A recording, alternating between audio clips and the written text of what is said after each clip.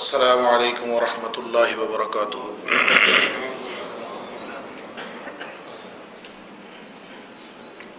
الحمد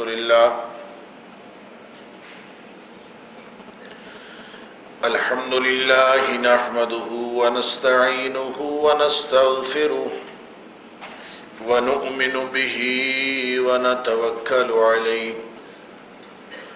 ونعوذ باللہ من شرور انفسنا ومن سیئات اعمالنا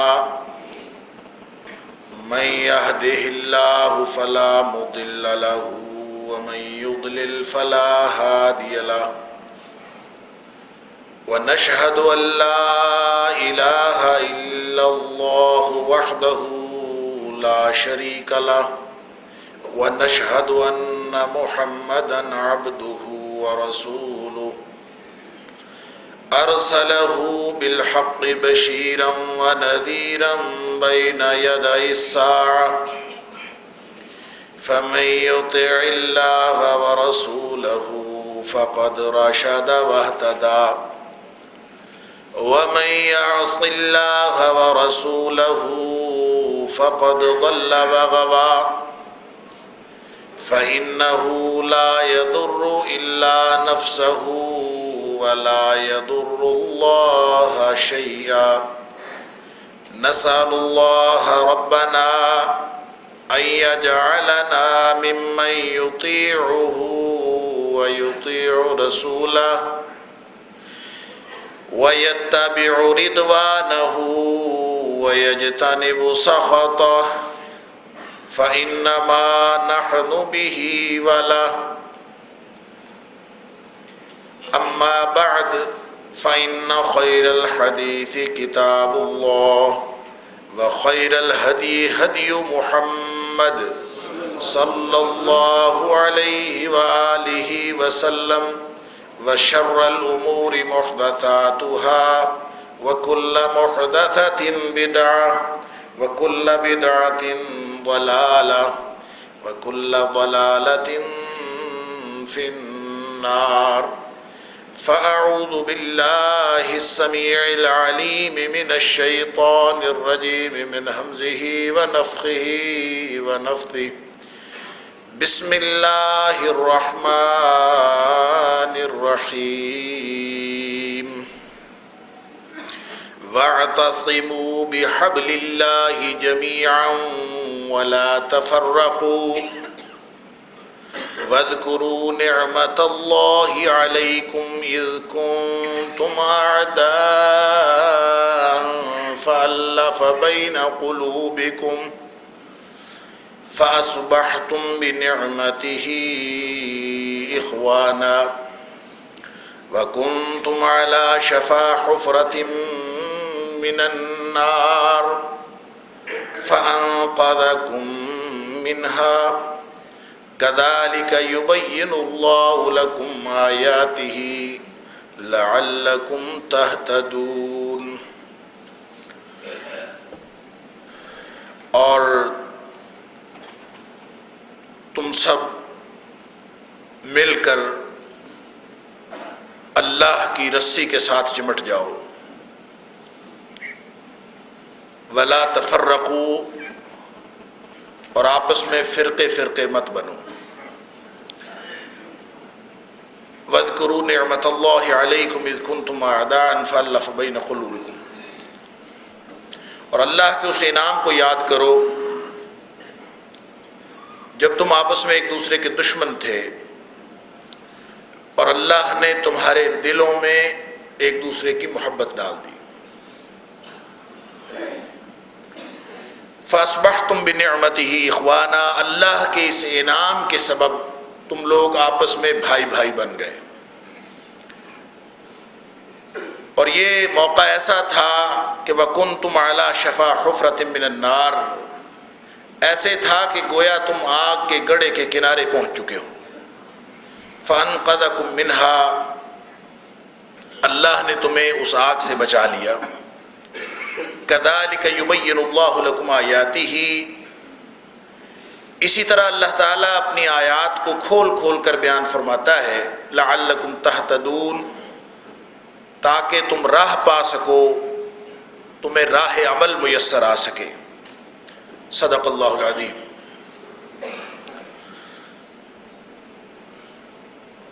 اللہ کی توفیق سے آثار قیامت یعنی قیامت کی نشانیوں کا تذکرہ جاری ہے،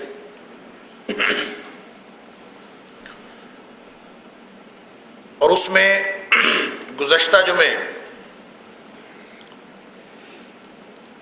ہم نے جن چند احادیث مبارکہ کا جائزہ لیا ان میں انتہا درجے کی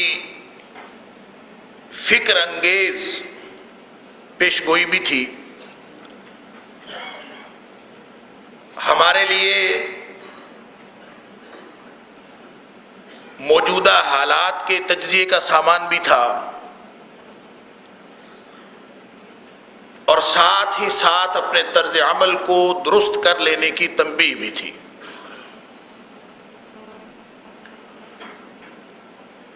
ان میں سے چند احادیث کا جائزہ ہم نے لیا کہ جس میں رسول اللہ صلی اللہ علیہ وآلہ وسلم نے ہمیں یہ بھی فرمایا کہ تم جس دور میں گزر رہے ہو، جو دور تمہارے اوپر چل رہا ہے، یہ دھوکے کا دور ہے۔ یہ وہ دور ہے جس میں جھوٹے سچے بن گئے ہیں اور سچوں کو جھوٹا سمجھے جانے لگا ہے۔ امین خائن کہلاتے ہیں اور بدترین خائن لوگوں کو امین سمجھا جاتا ہے۔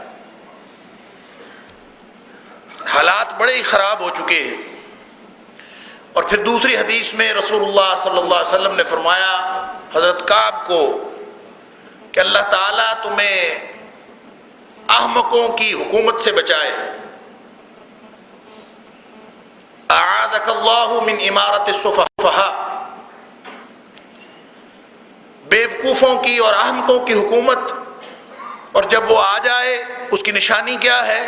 نشانی اس کی یہ ہے کہ نہ وہ میری ہدایت سے ہدایت لیں گے اور نہ وہ میرے طریقے پر عمل کریں گے۔ اور پھر فرمایا کہ جس نے ان کی حمایت کر دی وہ لوگ کبھی جنت میں داخل نہیں ہو سکیں گے۔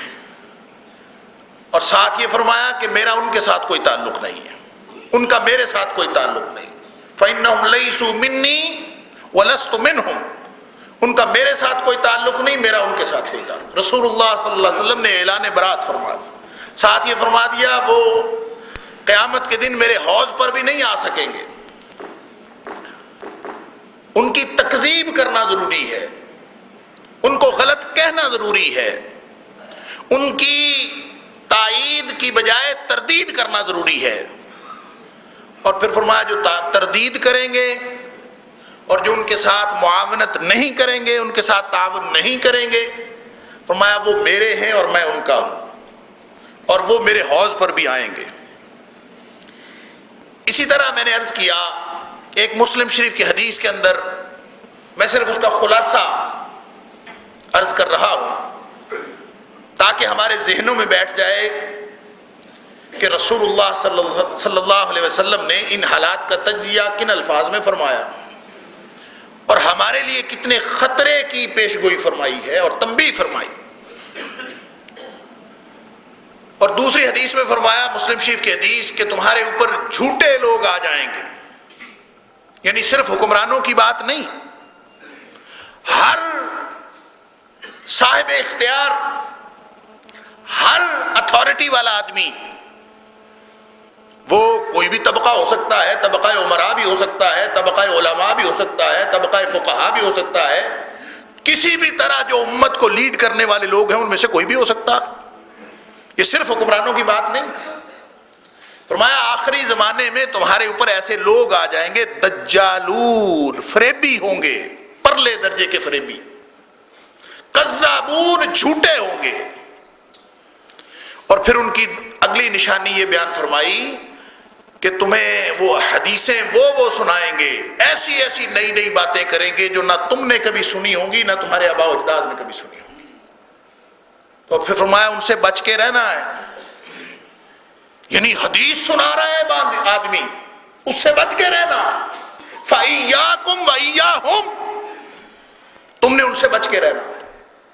لَا يُضِلُّونَكُمْ وَلَا يَفْتِنُونَكُمْ، جو بچ کے نہیں رہے گا اس کو وہ گمراہ کر ڈالیں گے، فتنے میں مبتلا کر دیں گے.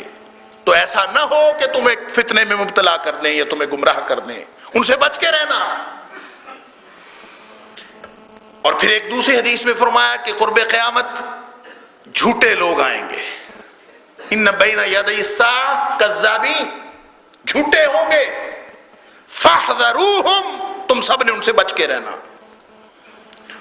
پھر میں نے حضرت حذیفہ بن یمان رضی اللہ تعالیٰ عنہ والی حدیث بھی آپ کے سامنے رکھی، جس میں رسول اللہ صلی اللہ علیہ وسلم نے فرمایا، یعنی حضرت حذیفہ کے جواب میں حضرت حذیفہ رضی اللہ تعالیٰ عنہ فرماتے ہیں لوگ خیر کے بارے میں سوال کرتے تھے، میں شر کے بارے میں سوال کیا کرتا.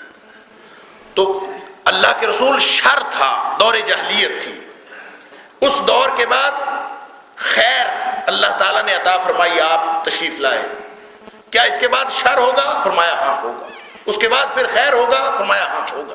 اس خیر کے بعد پھر شر ہوگا. اس خیر کی بھی نشانی بتائی کہ اس خیر کے اندر یعنی رسول اللہ صلی اللہ علیہ وآلہ وسلم کے لائے ہوئے خیر کے بعد شر ہوگا، شر کے بعد پھر خیر کا دور آئے گا. لیکن فرمایا اس خیر کے دور میں کچھ چیزیں لوگوں کے اندر اچھی ہوں گی، کچھ چیزیں ان کے اندر بری ہوں گی، ملی جلی چیزیں ہوں گی. اور پھر فرمایا کہ پھر شر کا دور آئے گا. اور یہ وہ شر کا دور ہے کہ چونکہ یہ روایت مختلف حدیث کی کتابوں میں ہے اور مختلف طرق سے یہ روایت ہوئی ہے، تو وہاں ایک روایت میں یہ بھی ہے کہ اس کے بعد پھر دجال آ جائے گا. گویا یہ بالکل آخری زمانے کی بات. تو اس زمانے میں کیا ہوگا؟ تو اس میں رسول اللہ صلی اللہ علیہ وسلم نے فرمایا دعات الی ابواب جہنم، ایسے لوگ ہوں گے، داعی ہوں گے، مبلغ ہوں گے، بلانے والے ہوں گے، دعوت دینے والے ہوں گے. کون سے؟ فرمایا الی ابواب جہنم، جہنم کے دروازوں کی طرف بلانے والے ہوں گے. اور فرمایا جس نے من اجابہم الیہا فقذفوہ فیہا، جو بھی ان کی دعوت پہ لبیک کہے گا وہ اس کو جہنم میں ڈال دیں. اتنا خطرہ ہے. تو صحابی پوچھتا اللہ کے رسول کی نشانیاں بیان فرما دے. نشانیاں بیان فرمائیں تو وہ اور زیادہ خطرناک ہو گیا کام. صحابی نے کہا تو حذیفہ فرماتے ہیں صفہم لنا، ان کی ہمیں نشانیاں بتا دیں. آپ نے فرمایا ان کی نشانی یہ ہے کہ وَهُمْ مِنْ جِلْدَتِنَا وَيَتَكَلَّمُونَ بِأَلْسِنَتِنَا، وہ ہمارے جیسے ہوں گے اور ہماری زبان میں بات کریں گے. اللہ اکبر. شکلیں بھی ہمارے جیسی، الفاظ ہمارے جیسے، گفتگو ہماری جیسی. تو معاملہ تو اور گمبھیر ہو گیا. فرمایا پھر میں کیا کروں اگر میں ہوں تو اس دور میں؟ تو فرمایا تم نے جماعت المسلمین کے ساتھ ملنا ہے. تلزم جماعت المسلمین و امامہم. اور وہ میں نے پچھلے جو میں عرض کیا تھا کہ مختلف روایات میں مختلف احادیث میں مختلف الفاظ ہیں. یہ بھی فرمایا کہ اگر اللہ کا خلیفہ زمین میں کہیں نظر آئے تو اس کے ساتھ جا کے جڑ جانا. گویا زمین کے اوپر جماعت المسلمین کا مطلب یہ نہیں ہے کہ کوئی فرقہ، کوئی گروپ، کوئی گروہ اپنا نام جماعت المسلمین رکھ لے تو اس کے ساتھ جڑنا. اس کا مطلب یہ ہے کہ اگر کہیں کوئی خطہ ارضی ایسا موجود ہو جس پر اللہ کا نظام نافذ ہو تو خلیفۃ اللہ فی الارض وہ ہوگا، اس کے ساتھ جڑنے والے جماعت المسلمین ہوں گے. اور اگر ایسا کوئی جگہ موجود ہو تو جا کر ان کے ساتھ جڑ جانا. تو حضرت حذیفہ پوچھتے ہیں، اب صحابہ بھی کمال کرتے ہیں پوچھنے والے. وہ پوچھتے ہیں اللہ کے رسول اگر نہ کوئی خلیفہ ہو، نہ کوئی جماعت المسلمین ہو، نہ کوئی قائم ہو، شر ہی شر ہو، ہر طرف دعات الی ابواب جہنم ہو، داعی تو بہت ہیں، جائیں کدھر؟ تو رسول اللہ صلی اللہ علیہ وسلم نے فرمایا کہ پھر کسی کی طرف نہیں جانا. فاعتزل تلک الفرق کلھا، پھر سب کو چھوڑ دینا ہے. بس ظاہر ہے سب کو چھوڑ کے زندہ رہنا تھوڑا کوئی آسان تھوڑا، سب کو چھوڑ دینا. فاعتزل تلک الفرق کلھا، سب کو چھوڑ دیں. اور سب کو چھوڑنے کے بعد حالات تو اتنے خراب ہو جائیں گے اور ہو جانے کے امکان ہے کہ جو شخص سب کو چھوڑے گا تو ہو سکتا ہے نا کہ اس کو معاشرے میں زندہ رہنے کا حق ہی چھین لیا جائے، اس کو جنگلوں میں نکلنا پڑے. تو فرمایا کوئی مسئلہ نہیں ہے. وَلَوْ أَن تَمُوتَ وَأَنْتَ عَادٌ بِجِذْلِ شَجَرَةٍ، تو اگر تیری موت اس حالت میں آ جائے کہ تو جنگل میں جا کے درختوں کی جڑیں چبا کے زندہ رہ رہا ہو، اگر تیری موت اس حالت میں بھی آ جائے تو بھی خیر ہے، چھوڑنا ضروری ہے. اب یہ احادیث ہم نے ان کا جائزہ لیا تھا، میں نے اس کا خلاصہ آپ کے سامنے رکھا ہے. یہ تو بڑی خطرناک بات ہے. اب ہم کیا کریں؟ اگر ہم ان فرامین رسول کو صلی اللہ علیہ وآلہ وسلم اپنے دور کے حالات کے اوپر منطبق کرتے ہیں، کرنے کی کیا بات ہے، خود بخود منطبق ہو رہے، خود بخود نشانیاں سمجھ آ رہی ہیں، تو ہمیں مزید فکر لاحق ہوتی ہے. اگر اللہ تعالیٰ نے کسی کو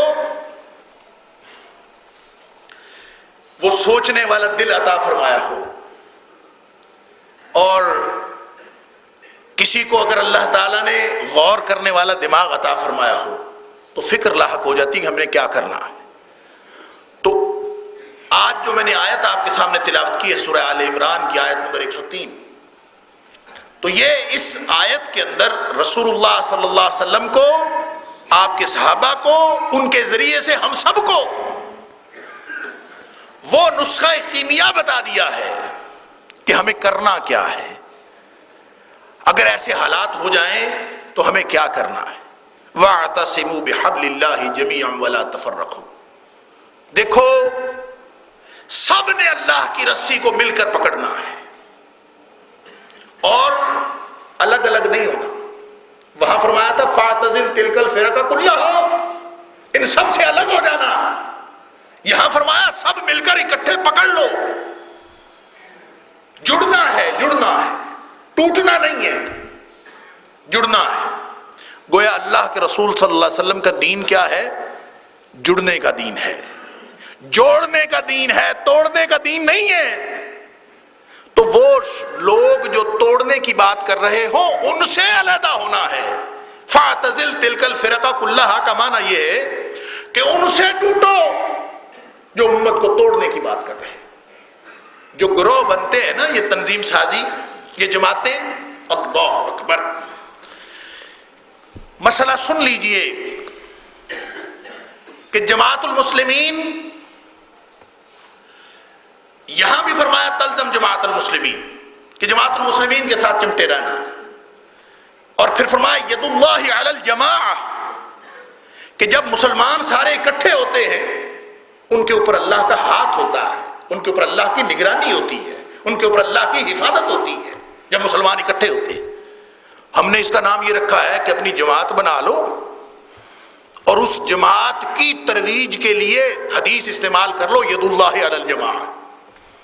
لہذا ہر جماعت، ہر تنظیم الا ماشاء اللہ سارے، اور شاید میرا خیال ہے اس میں کوئی استثناء ہے ہی نہیں کہ ہر تنظیم، ہر جماعت اپنے آپ کو اللہ اور اس کے رسول کی جماعت کہتی ہے. کم از کم مذہبی جماعتیں تو ساری یہی سمجھتی ہیں کہ اللہ اور اس کے رسول کی جماعت ہماری جماعت ہے. سارے ید اللہ علی الجماعہ سے دلیل لیتے ہیں، اور سب سے جب اتحاد کی بات کریں تو سارے وَاعْتَصِمُوا بِحَبْلِ اللَّهِ جَمِيعًا وَلَا تَفَرَّقُوا، یہ آیت پڑھتے ہیں، اسی سے بات کا آغاز ہوتا ہے، اور سب کو اتحاد کی دعوت دی جاتی ہے کہ ساری دنیا آ جائے. اور اتحاد کرے کیسے؟ ہر گروہ، ہر جماعت، ہر تنظیم وہ اتحاد کا طریقہ یہ بتاتی ہے کہ آ جائیں سارے اور آ کے ہمارے ساتھ مل جائیں. اللہ اکبر. تو کیا خیال ہے، اللہ تعالی ہمیں کسی بڑے فتنے سے بچائے. رسول اللہ صلی اللہ علیہ وسلم نے جو فرمایا کہ دعات الی ابواب جہنم، تو کہیں ایسا تو نہیں ہے کہ سارے ٹوٹنے والے، سارے فرقہ فرقہ امت کو کرنے والے اور ساری امت کو ٹکڑوں میں بانٹ دینے والے، تنظیموں کے نام پر فرقہ واریت کرنے والے، کہیں ایسا تو نہیں ہے کہ یہ اللہ کے رسول صلی اللہ علیہ وسلم کا فرمان ان کے اوپر صادق آتا ہو؟ کتنی خطرناک بات ہے. اس لیے کہ رسول اللہ صلی اللہ علیہ وسلم نے یہ تو نہیں فرمایا کہ ان کے سروں پہ سینگ ہوں گے. ہم پہچان لیتے کس کس کے سر پہ سینگ ہے. اللہ کے رسول نے ان کی نشانی یہ بتائی، ہم من جلدتنا ویتکلمون بالسنتنا، بات ہمارے طریقے سے کریں گے، ہمارے اندر سے ہوں گے، شکلیں ہمارے جیسی ہوں گی. تو جب یہ اس طرح سے امت کو توڑیں گے تو فرمایا وہ ایسے ہے جیسے وہ جہنم کے دروازوں کی طرف بلا رہے ہیں. اب ہمیں کیا کرنا ہے؟ ہم کدھر جائیں؟ ہم تو ٹوٹے پڑے ہیں، ہم تو ٹکڑے ٹکڑے ہوئے پڑے ہیں. فرقہ واریت ہے کیا؟ کیا تنظیموں کا نام رکھ لینا فرقہ واریت ہے؟ نہیں. یہ مسئلہ سمجھ لیجیے آج کہ ہم نے کرنا کیا ہے، ہمارا نقطہ نظر کیا ہونا چاہیے، کہاں فرقہ واریت ہوتی ہے، کہاں پہ فرقہ واریت نہیں ہوتی. بات سمجھ لیجیے. پہلی بات تو یہ ہے جو اس آیت سے ہمیں پتہ چلتی ہے کہ اللہ کے رسول صلی اللہ علیہ وسلم کا دین اتحادات اور اتفاقات کا دین ہے، ٹوٹنے کا دین نہیں ہے، جڑنے کا دین ہے. لہذا جو اللہ اور اس کے رسول صلی اللہ علیہ وسلم کے نام پر لوگوں کو جوڑتا ہے، جو جڑنے کی بات کرتا ہے، وہ اللہ اور اس کے رسول صلی اللہ علیہ وسلم کے دین پر ہے. جو ٹوٹنے کی بات کرتا ہے وہ دین پر نہیں ہے. یہ جوڑنے کا دین ہے، توڑنے کا دین نہیں ہے. اور فرمایا کہ جڑنے کا نقطہ کون سا ہو سکتا ہے؟ وہ رسول اللہ صلی اللہ علیہ وسلم کی ذات اقدس ہے. جب رسول اللہ صلی اللہ علیہ وسلم سے پہلے کیا تھا؟ فرمایا کنتم علی شفا حفرۃ من النار، تم سارے آگ کے گڑھے کے کنارے پہنچ چکے تھے، اللہ نے تمہیں بچا لیا. کیا ہوا؟ رسول اللہ صلی اللہ علیہ وسلم تشریف لے آئے. یہی ہوا نا، آپ تشریف لے آئے اور جہنم کے اور آگ کے گڑھے کے کنارے جو پہنچی ہوئی قوم تھی ان کی واپسی ہو گئی. رسول اللہ صلی اللہ علیہ وسلم تشریف لے آئے. اب اس کا مطلب یہ ہوا کہ جب بھی کوئی قوم آگ کے گڑھے کے کنارے پہنچی ہوئی ہو تو وہ واپس آنا چاہے تو انہیں رسول اللہ صلی اللہ علیہ وسلم کی تعلیمات کی طرف واپس لوٹنا پڑے گا. آپ کے پاس آئیں گے تو آپ کی ذات اقدس وہ بنیادی نقطہ ہے جس پہ جڑا جا سکتا ہے. رسول اللہ صلی اللہ علیہ وسلم کے نام پر، آپ کی لائی ہوئی ہدایت پر، یہ ایک ہی طریقہ ہے جڑنے کا.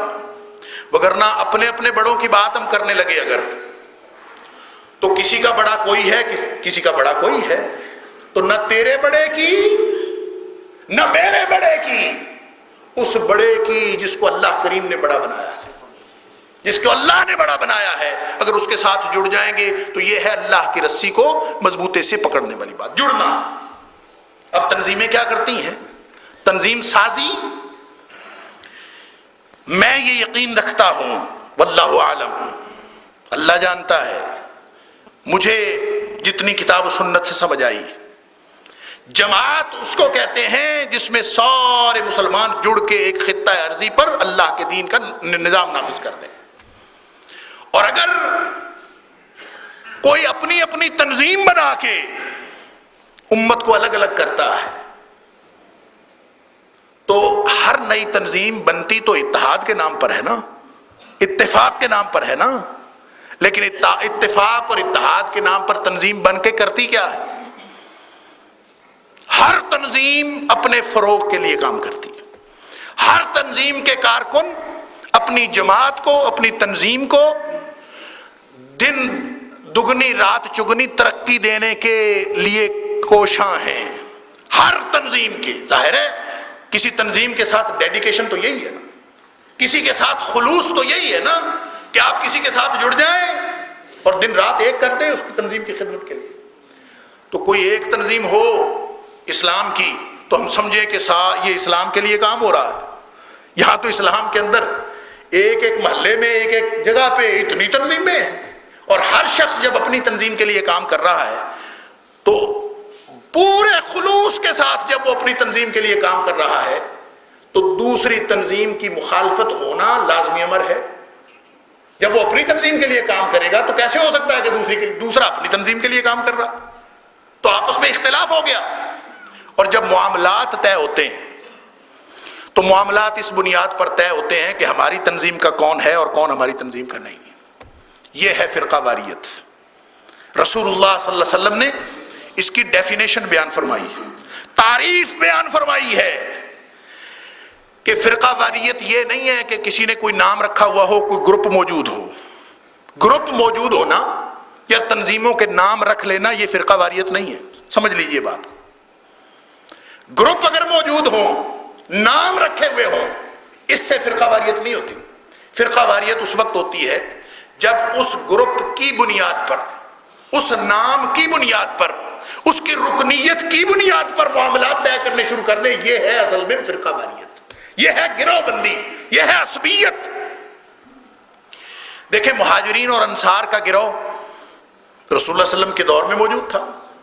ایک گروپ وہ تھا جن کو مہاجرین کہتے تھے، ایک گروپ وہ تھا جن کو انصار کہتے تھے. یہ باقاعدہ گروپ تھے اور یہ علاقائی بنیاد پر بنے یا ان کی خدمات کی بنیاد پر بنے. تو کسی بھی بنیاد پر کوئی گروپ بنے، اس کا نام رکھا ہوا ہو تو حدیث کے اندر آتا ہے کہ فلاں جگہ پہ اتنے لوگ بیٹھے ہوئے تھے وہ انصاری تھے، فلاں جگہ پہ اتنے لوگ بیٹھے تھے وہ مہاجر تھے. تو گروپ تو موجود تھے، پہچان بھی ان کی تھی، لیکن معاملہ وہ اس بنیاد پر نہیں کرتے تھے کہ یہ مہاجر ہے اور یہ انصار ہے. معاملہ وہ اس بنیاد پر کرتے تھے کہ ہم سارے امت مسلمہ کے فرد ہیں. اور ایک حدیث اس کو اور واضح کر دیتی کہ کسی غزوے کے اندر، اور یہ صحیح حدیث ہے متفق علیہ، کہ کسی غزوے کے اندر کسی مہاجر کی چھڑی لگ گئی انصاری کو، لڑائی ہو گئی آپس میں، مہاجر نے ایک چھڑی مار دی انصاری کو. حدیث کے الفاظ ہے کاسا رجل من المہاجرین رجل من الانصار. اب گروپ تو موجود تھے، اس کی چھڑی اس کو لگ گئی. اب ایک فرد کی چھڑی دوسرے فرد کو لگی ہے، وہ بھی امت مسلمہ کا فرد ہے، وہ بھی امت مسلمہ کا فرد ہے. یہ الگ بات ہے کہ وہ مہاجرین میں سے ہے، وہ انصار میں سے ہے. معاملہ اس بنیاد پر نہیں ہو سکتا کہ وہ مہاجر ہے اور وہ انصار ہے. لیکن وہ چھڑی لگی تو انصاری نے اپنے گروپ والوں کو بلا لیا. اس نے آواز دی، او انصاریو، مجھے مہاجر نے مارا ہے. بات سمجھی؟ حدیث کے الفاظ ہے یا للانصار. اس نے اپنے انصاریوں کو بلایا. جب اس نے انصاریوں کو بلایا تو ادھر سے دوسرا شخص جو تھا اس نے اپنی مدد کے لیے مہاجروں کو بلا لیا. یا للمہاجرین. اللہ اکبر. رسول اللہ صلی اللہ علیہ وسلم اپنے خیمے میں تشریف فرما تھے. آپ کی کان میں یہ آواز پڑی کہ مہاجر مہاجروں کو بلا رہا ہے، انصاری انصاریوں کو بلا رہا ہے. گویا امت مسلمہ کے اندر معاملہ گروہ بندی کی بنیاد پر ہوگا. اللہ اکبر. رسول اللہ صلی اللہ علیہ وسلم فوراً باہر تشریف لائے اور غصے سے آپ نے فرمایا ما بال دعوی جاہلیت. یہ کیسی جاہلیت کی پکار ہے؟ یہ جاہلیت کی پکار کس نے پکاری ہے؟ یہ تو گروہ بندی کی بات، دور جاہلیت کی بات ہے. اسلام میں یہ بات نہیں ہے کہ وہ فلاں فلاں گروپ کا اور فلاں فلاں گروپ کا. بھلے پڑے رہیں گروپ مہاجروں اور انصار کے، لیکن معاملہ اس بنیاد پر نہیں ہوتا. چاہے خوشی کا معاملہ ہو، چاہے غمی کا معاملہ ہو، چاہے لڑائی کا معاملہ ہو، چاہے صلح کا معاملہ ہو، وہ اس بنیاد پر نہیں ہوتا کہ کون کس گروپ کا آدمی ہے. وہ تو میرٹ پہ فیصلہ ہوتا ہے. تو فرمایا فما بال دعوی جاہلیت، یہ جاہلیت کی پکار ہے. اور پھر آپ نے پالیسی بیان دیا. فرمایا دعوہا، چھوڑ دو اس کو، اس دعوے کو، اس پکار کو چھوڑ دو. ہاں منتنتن، کہ یہ تو منتنا ہے. منتنا پتہ کس چیز کو کہتے ہیں؟ کوئی ایسی چیز جو گل سڑ جائے، مثلا پھل اگر گل سڑ جائے، اس کو آپ دوسرے پھلوں میں رکھ دیں گے تو وہ کیا کرے گا؟ وہ دوسروں کو بھی جلا سڑا دے گا. تو اسی طرح سے آپ نے اور منتنا اس بدبودار اور گلی سڑی چیز کو کہتے ہیں جو دوسروں کے لیے بھی سڑان کا باعث ہو، دوسروں کو بھی خراب کرنے کا باعث ہو. تو فرمایا دعوہا فإنہا منتنۃ، یہ تو بدبودار دعویٰ ہے، یہ ساری امت کو خراب کر دے گا، لہذا یہ دعویٰ چھوڑ دو. یہ صحابہ کرام کی بات ہے، رسول اللہ صلی اللہ علیہ وسلم کی موجودگی کی بات ہے. ہم کس باغ کی مولی ہیں؟ ہم کون ہوتے ہیں؟ ہم نے اپنی اپنی تنظیمیں بنائی ہیں. وہ کہتا ہے ہماری تنظیم میں آ جاؤ تو دین اسلام کی خدمت زیادہ ہوتی ہے، اس تنظیم میں رہتے ہو تو دین اسلام کی خدمت پوری نہیں ہو رہی. اپنی اپنی تنظیم میں اپنے اپنے گروپ، اپنے اپنے دعوے اور اگر اس بنیاد پر ہو رہا ہے کہ یہ میرے گروپ کا ہے اور یہ دوسرے گروپ کا ہے، تو بھائی وہ اپنا نام چاہے آپ نے فلاح معاشرہ اور فلاح انسانیت رکھا ہوا ہو، پھر بھی وہ فرقہ واریت ہے۔ اگر ایک انجمن فلاح معاشرہ بنی ہے، دوسری انجمن فلاح انسانیت بنی ہے، دونوں ایک کام کر رہے ہیں، لیکن جب کوئی معاملہ طے کرنے کا وقت آتا ہے تو وہ اس بنیاد پر کرتے ہیں کہ یہ ہماری تنظیم کا رکن ہے کہ نہیں ہے۔ اگر اس بنیاد پر معاملہ کرتے ہیں تو یاد رکھیے اللہ کے رسول صلی اللہ علیہ وسلم نے فرقہ واریت کی ڈیفینیشن یہی بتائی ہے۔ یہ رسول اللہ صلی اللہ علیہ وسلم سے کسی شخص نے پوچھا مل عصبیہ، اللہ کے رسول یہ جو اس لیے کہ رسول اللہ صلی اللہ علیہ وسلم نے فرما دیا تھا لیس منا من دعا الی العصبیہ، جو گروہ بندی کی طرف بلائے، جو اس طرح سے میری امت کے اندر گروپنگ کرے، تنظیم کے نام پر، فلاح معاشرہ کے نام پر، کسی اتحاد کے نام پر، کسی افتراق کے نام پر، کسی بے دینی کے نام پر، کسی دین کے نام پر جو میری امت کے اندر گروہ بندی کرے گا، فرمایا وہ ہمارے اندر سے ہے ہی نہیں، وہ میری امت میں سے نہیں۔ لیس منا من دعا الی العصبیہ، وہ ہے ہی نہیں ہمارا نہیں ہے۔ تو صحابی نے پوچھ لیا اللہ کے رسول یہ عصبیت ہے کیا، اس کی ڈیفینیشن تو بتا دیں۔ تو رسول رحمت صلی اللہ علیہ وسلم نے فرمایا ان تعین قومک علی الظلم، یہ جو پنجابی میں کہتے ہیں نا تڑا کٹنا، یہ فرقہ واریت ہے۔ ان تعین قومک، رسول اللہ صلی اللہ علیہ وسلم کے الفاظ ہیں کہ تو اپنی قوم کی مدد کرے، تعاون کرے علی الظلم، چاہے تیری قوم ظلم پر ہو۔ اللہ اکبر۔ تو بڑی بڑی جماعتیں، بڑی بڑی تنظیمیں، دین کے دعوے دار اگر اس خرابی سے بچے ہوئے نہیں ہیں کہ اپنی گروہ کی بنیاد پر، اپنی تنظیم کی بنیاد پر معاملات طے کر رہے ہوں، تو بھائیو یہی تو وہ خطرہ تھا جس سے رسول اللہ صلی اللہ علیہ وسلم نے آگاہ کیا کہ اس سے بچنا ہے۔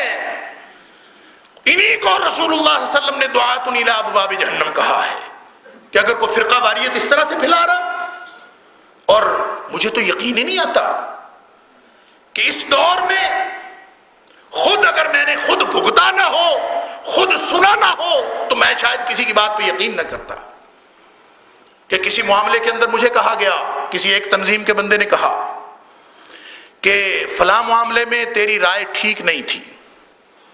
میں نے کہا بھی میری رائے تو بالکل حق اور انصاف پر مبنی تھی۔ اس نے کہا نہیں، ایک طرف ایک فرد تھا، دوسری طرف ایک تنظیم تھی، تو نے فرد کی حمایت کی ہے، تجھے تنظیم کی حمایت کرنی چاہیے تھی۔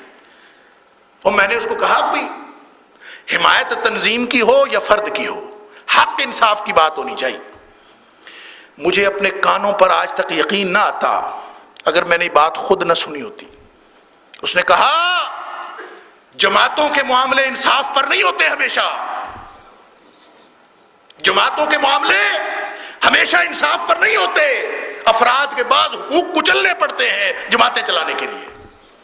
تو بھائیو اللہ کے رسول صلی اللہ علیہ وسلم نے یہی فرمایا تھا ان تعین قومک علی الظلم، ظلم بھی ہو تم اپنی پارٹی کی حمایت کرو، یہی فرقہ واریت ہے۔ تو ہم کہاں کھڑے ہیں، کس تنظیم کے ساتھ جائیں، کہاں جائیں؟ مبارک مسجد والے الگ تنظیم بنا لیں، جو کردار باقی تنظیمیں ادا کر رہی ہیں ہم بھی شروع کر دیں۔ کیا کرنا ہے، کس طرف جانا ہے؟ اللہ اکبر۔ جڑنا تو اس کے ساتھ ہے جو سب کو جوڑنے کی بات کرے۔ اگر کوئی ایسا ہے جو سب کو جوڑنے کی بات کرتا ہے، جو توڑنے کی بات نہیں کرتا، جو معاملات اس بنیاد پر طے نہیں کرتا، تو اس کے ساتھ جڑ جائیں۔ اور اگر نہیں ہے، یہی رسول اللہ صلی اللہ علیہ وسلم نے بتایا تھا نا، اور اگر ایسا کوئی نہیں ہے تو سب کو چھوڑنا پڑے۔ فاعتزل تلک الفرق کلھا، پھر سب کو چھوڑنا پڑے۔ اور سورۃ المائدہ کے اندر ان ساری تنظیموں کی بنیاد پر جو فرقہ واریت ہے اس کی جڑ کٹ جاتی ہے، جو رسول اللہ صلی اللہ علیہ وسلم، جو اللہ نے قرآن میں اصول دیا۔ سورہ مائدہ میں فرمایا وَتَعَاوَنُوا عَلَى الْبِرِّ وَالتَّقْوَى وَلَا تَعَاوَنُوا عَلَى الْإِثْمِ وَالْعُدْوَانِ، کہ دیکھو تم نے اگر حالات ایسے ہیں، معاملہ جو بھی ہے، تم یہ دیکھ لیا کرو کسی تنظیم کا آدمی ہو، کوئی بھی ہو، اگر وہ بات نیکی کی اور حق کی کرتا ہے تم اس کے ساتھ تعاون کرو۔ وَتَعَاوَنُوا عَلَى الْبِرِّ وَالتَّقْوَىٰ وَلَا تَعَاوَنُوا عَلَى الْإِثْمِ وَالْعُدْوَانِ۔ اور اگر کوئی بات گناہ کی کرتا ہے، زیادتی کی کرتا ہے، وہ چاہے آپ کی جماعت کا امیر ہی کیوں نہ ہو، آپ اس کی بات قطعاً نہ مانو۔ اگر تو ہم یہ ڈسپلن قائم رکھ سکتے ہیں تو پھر بھائیو اس دور میں بھی اللہ کے دین پر چلنے کی اور اللہ سے کوئی کامیابی کی امید رکھنے کی کوئی کرن باقی ہے۔ اور اگر ہم یہ نہیں کر سکتے تو پھر رسول اللہ صلی اللہ علیہ وسلم نے تو ہمیں بتا دیا، پھر حالات بڑے خطرناک ہیں۔ اور یہ سارے کے سارے، چاہے کوئی مذہبی رہنما ہوں، چاہے کوئی سیاسی رہنما ہوں، چاہے کوئی ہوں، اگر وہ اس فرقہ واریت سے بچے ہوئے نہیں ہیں کہ اپنی پارٹی کی بنیاد پر فیصلے نہ کرتے ہوں، میں تو حیران ہوں، یہ تو کوئی ایسی گمبھیرتا مچی ہوئی ہے کہ ایک بندہ ایک پارٹی کے اندر سال ہر سال سے خدمات سر انجام دیتا ہے، اور جب وہ پارٹی بدلتا ہے تو وہی پارٹی اس کے خلاف باتیں کرنا شروع کر دیتی، اور وہ نکلتا ہے اور نکلتے ہی اس پارٹی کے خلاف باتیں کرنا شروع کر دیتی۔ اس کا مطلب ہے کہ تھے دونوں ہی گندے، لیکن جب اپنی اپنی پارٹی میں تھے تو تب چنگے تھے۔ ان تعین قومک علی الظلم، اور جب نکلے تو دونوں نے ایک دوسرے کا کچا چٹھا نکالنا شروع کر دیا کہ وہ کہتا ہے وہ گندے، وہ کہتا ہے نہیں وہ گندا۔ تو بھائی اس وقت تک سارے ہی چنگے اگر ایک ایک تنظیم میں ڈٹے رہیں اور ان تعین اپنا اپنا دھڑا کٹتے رہیں، اپنی اپنی پارٹی پر کے ساتھ چلتے رہیں، تو یہی تو وہ حالات تھے جس کا تذکرہ رسول اللہ صلی اللہ علیہ وسلم نے بتایا۔ تو فرمایا کہ یہ ساری آیات اللہ نے کھول کھول کے بیان فرما دی ہیں۔ کذالک یبین اللہ لکم آیاتہ، اللہ اپنی ساری آیتیں کھول کھول کے بیان کر دیتا ہے، لعلکم تہتدون، تاکہ تمہیں رہنمائی مل سکے۔ تو رہنمائی کا سامان موجود ہے، کیا کرنا ہے؟ تعاونوا علی البر والتقوی ولا تعاونوا علی الاثم والعدوان۔